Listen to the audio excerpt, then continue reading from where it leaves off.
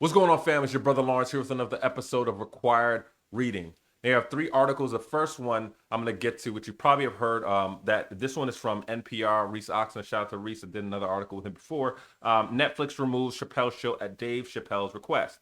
Now, for people who do not read or they get secondhand titles, you may have thought that this was an issue with Netflix. No, if you saw the actual special, and actually Dave Chappelle did that, put it on Instagram so you could actually watch it, and I highly recommend you to watch it. The issue is with the original content of the Dave Chappelle show, and him not participating in it economically beyond the original contract that was done. He left that show since for value reasons, kind of value misalignment of what they were asking him to do, and just what his view was on how that was going to exploit the culture, right? And so I think it's very important for people to understand that. And the big thing about this, and the reason why I focus on these articles while I talked about the Joe Button podcast, while I talked about issue with Monique, is that this content is bigger than comedian, it's bigger than music. It's all artists, and too often these artists are from Black culture. Too often these models that we think are that actually make sense, or these things are legal. I think we've gotten to a place where we have to understand that just because it's legal doesn't make it moral. And I think slavery at one point was legal, and we have to hold ourselves to a higher constitution. And I think fundamentally, when artists create art and they participate the least based on arbitrary models that were created years ago, that people essentially continue to cycle in because it actually fits a model to sustain a business model that may not even be moral or may have to be right, is something to push back upon. And so I applaud this, but I think I ask people to read this because it gives you a foundation, some framework, just informative, right? Again, this was more of an informative article, but it should drive you to watch the piece that Dave Chappelle did. And I think, again, there's no one who could explain him better than he can explain it. I mean, he's a masterful storyteller. So regardless of whatever you feel about Chappelle, but however you feel about Prince, or however you feel about how many people over the years have been embroiled in these battles based on a moral argument, not a legal one. I think this is what I'm challenging people to check out and to read and to understand. So again, Netflix removes Chappelle show at Dave Chappelle's request. Again, this was not an issue with Netflix. This was an issue with Comedy Central, Viacom, which owns it, and then his participation and when he signed the contract, and then an exploitative language and the nature of the business model. So I wanted to get through that quickly, but I wanted you to jump into it. The next article, the loneliness of one-click shopping. This is by Alec MacGillis in the New York Times. It was in the New York Times Sunday. Now, it is no surprise that the shift in our time, the shift in technology, the shift in consumption has affected so many stores, so many brick and mortars, so many places where we used to go. It's now being replaced by Amazon. But this is just not necessarily a telltale, tear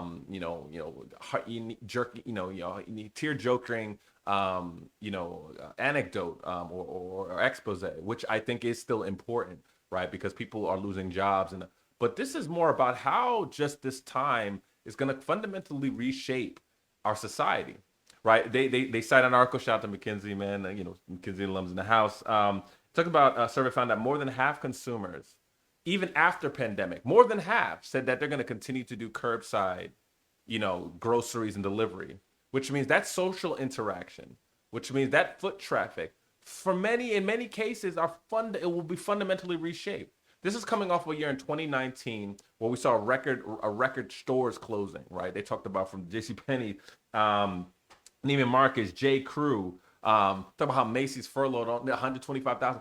But then now hitting the pandemic, it's going to fundamentally shift. And one of the things I always try to point out to people is that, especially in such a transient society, the workplace, believe it or not, was often the primary social fabric, primary social environment or interpersonal connection point for so many people.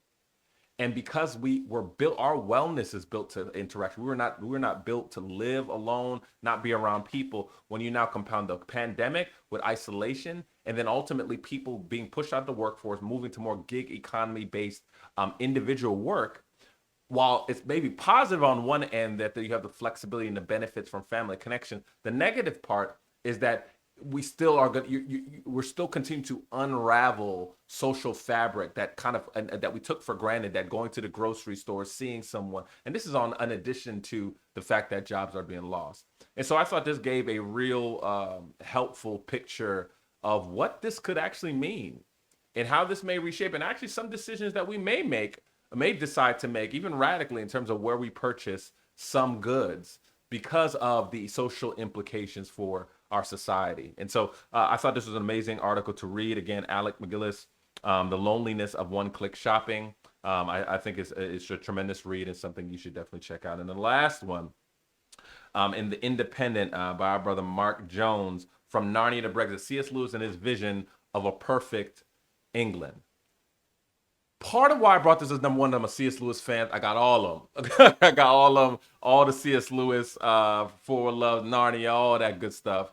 But I was just intrigued because I saw, C.S. Lewis, and I was just reading around. But one of the things, the headline is that, it talked about how C.S. Lewis' perspective on the world was really integrated into the fabric of his literature, of his children's literature. And I love the quote that he talked about.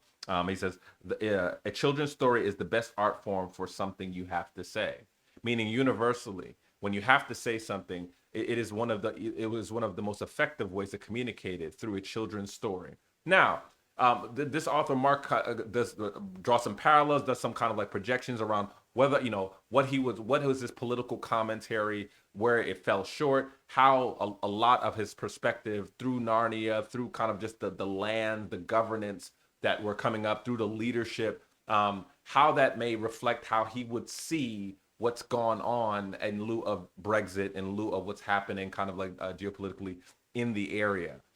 But the thing that kind of hit me the most was that I think it was a challenge. And I think the reason why I asked people to read this is that, one, if you not know about C.S. Lewis, I think C.S. Lewis is worthy of you checking out. Very brilliant, a brilliant man.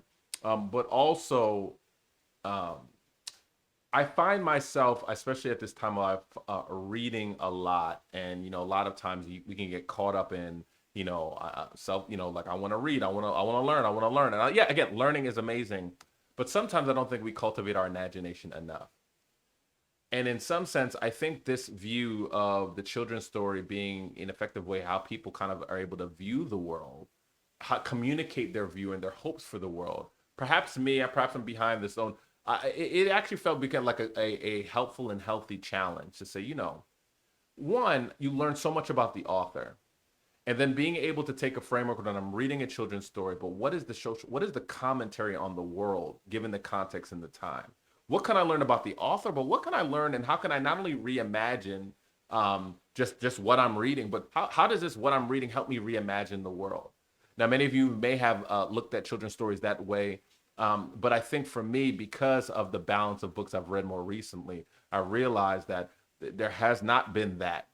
And I think that was what this pulled out to me was that, wow, that is such an effective means, but it's also a way for us to not only kind of, again, enjoy and dive into our imaginations with the story, but also it gives us ideas and perspectives on how to reimagine our current world, our commentary on the current world, and also learn about the author. And so I would say that this is helpful and transpose whatever author or whatever person you may have known who may have written children's books. And I think it may be a good exercise for you to kind of return to it, reread some of those children's books from back then, and maybe some of the commentary, maybe some of the things that you missed because you didn't get it at that time. But now as an adult, you could read that children's story and actually learn more about the author, but also take something for your life and take something for the world. So again, this was From Narnia to Brexit, C.S. Lewis and his vision of a perfect England by Mark Jones and Independent. Definitely check it out. But again, y'all, these are the 3 articles this week. As always, if you come across an article, anything that you believe that people should read, definitely just let me know, send it along. But as always, I'd love to hear your thoughts after you read it. These are things that I think that would be encouraging, but also I think inspiring for you to read. So again, until next week, take care. Bye-bye.